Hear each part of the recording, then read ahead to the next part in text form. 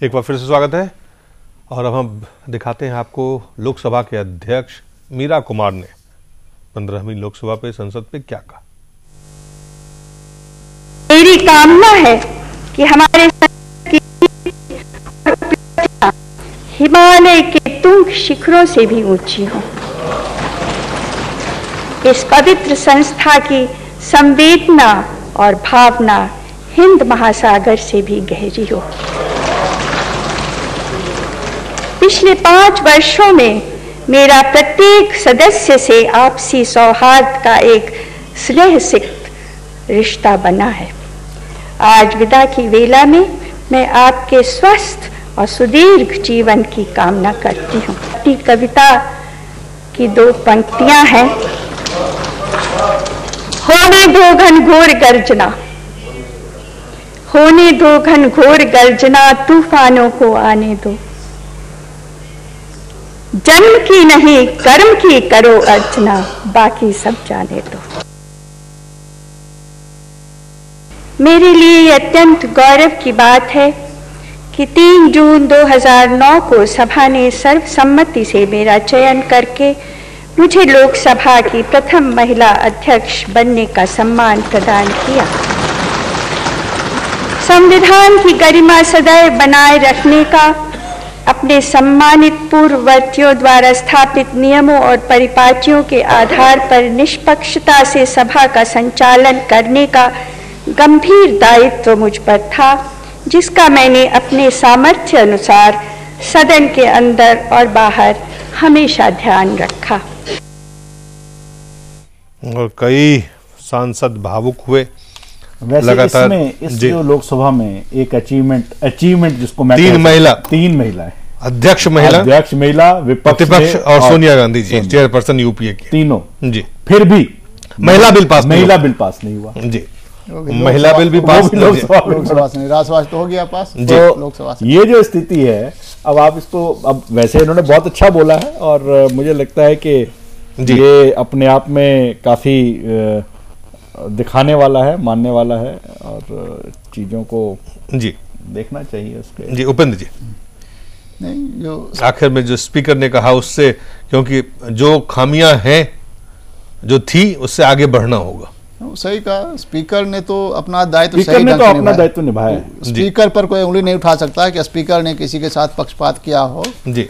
इसके पहले स्पीकर पर ज्यादा आरोप लगा करते थे, जैसे बलराम जाखड़ का हमें याद है, उन पर पूरा आरोप लगता था कि कांग्रेस का पक्ष ले रहे हैं जी। आज सांसद वासुदेव आचार्य सीपीएम के हैं, उन्होंने लालकृष्ण आडवाणी को फादर ऑफ द हाउस यानी सदन का पिता बताया। आज काफी बेहद ही भावुक क्षण वहां पे देखा गया। तमाम जो सत्ता पक्ष के हों या विपक्ष के हों, आडवाणी जी की जो सबसे सीनियर वहां पे 71 से लगातार वो संसद में रहे हैं, तो उनका लोगों ने उनकी बहुत तारीफ की।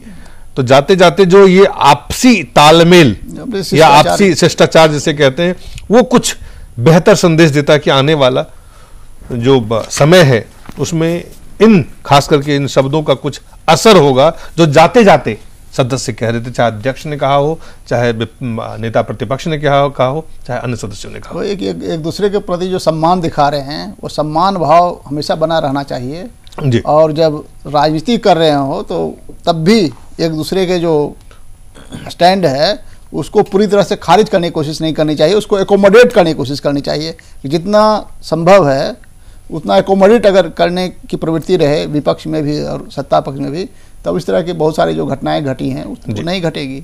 जो जिस तरह की घटनाएं घटी नंदकिशोर जी उसको देखें, और जो आखिरी दिन बिल्कुल, चाहे वो सत्ता पक्ष के नेता हों, विपक्ष के नेता हों, एक दूसरे की तारीफ कर रहे थे।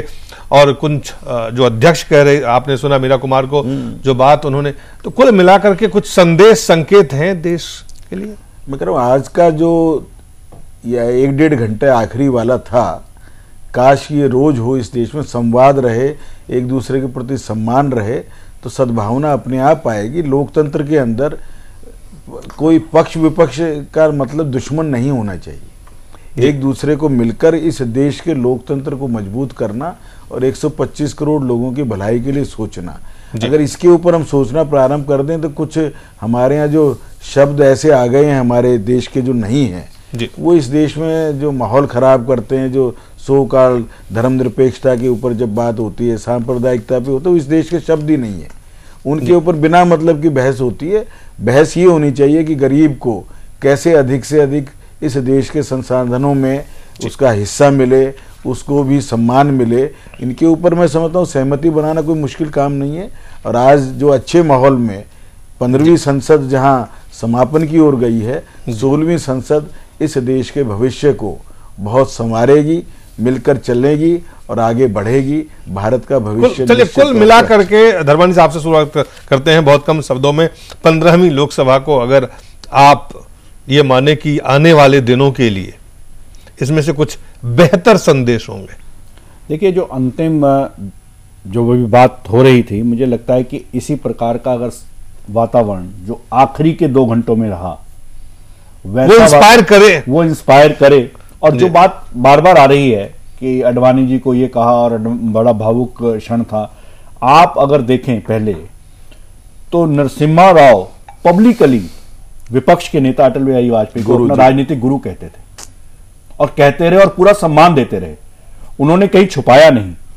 इस प्रकार का वातावरण विपक्ष और पक्ष दोनों में निर्मित होने की आवश्यकता है, जो भूला जा रहा है और 15वीं लोकसभा में देखने को नहीं मिला देखने उसका सबसे विभत्स रूप आपको मिला। उपेंद्र जी देखिए, एक तो ये जो आखिर दिन था, ये आखिर पल जो था, आखिरी पल में आप एक दूसरे की तारीफ कर रहे हैं, लेकिन आप उन मूल्यों को, मर्यादाओं को ताक पे रख के काम हुआ पूरे अगर देखें, चाहे वो जेपीसी पे हो, चाहे 2G पे हो, चाहे आदर्श पे हो, चाहे तमाम CWG पे हो, चाहे वो तेलंगाना पे हो, कुल मिलाकर एक मिनट और ऐड करना चाहूंगा। मुझे लगता है कि अगर आप इसको रिव्यू करें, थोड़ा सा ये भी एक बहस का विषय हो सकता है कि इस लोकसभा का ये चरित्र इसलिए हुआ क्योंकि जो सत्ता दल था वो पूरा का पूरा हर चीज का श्रेय जो था एक परिवार को देने के लिए उत्साही था और एक दूसरे से होड़ लगाए हुए था। ये कारण था कि यहाँ का वातावरण खराब हुआ।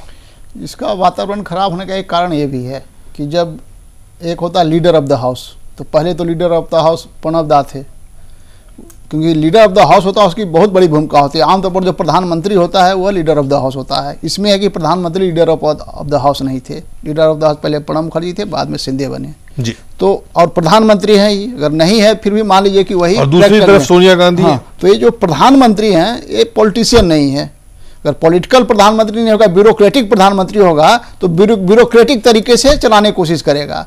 तो ये जो ब्यूरोक्रेसी और इसका जो डेमोक्रेसी यानी पॉलिटिशियन, इसका जो द्वंद्व है उसके कारण भी नुकसान हुआ। अगर ये पॉलिटिशियन होते हैं मनमोहन सिंह तो इतनी खराब स्थिति नहीं होती है, क्योंकि ब्यूरोक्रेटिक है, एकदम बाबू जी जैसा करेंगे, बाबू डम में पूरा का पूरा ये हो गया।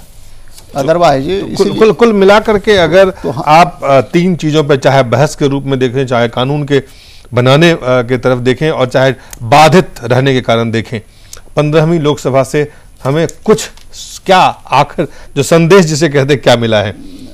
हमें तो यही लगता है, इसे यही संदेश मिला है कि हमें ज़्यादा से ज़्यादा यानी ब्यूरोक्रेटिक रूप नहीं अपनाना चाहिए। जब आप लोकसभा रन कर रहे हो, जब सरकार रन कर रहे हो, तो अल्टीमेटली जो सरकार है वो पॉलिटिकल सीट है। तो पॉलिटिकल सीट को आप पॉलिटिशियन की तरह, पॉलिटिशियन को लोग गंदा शब्द मानता है, लेकिन वो पूरा पावर सेंटर है और पॉलिटिकल पावर सेंटर है। 15वीं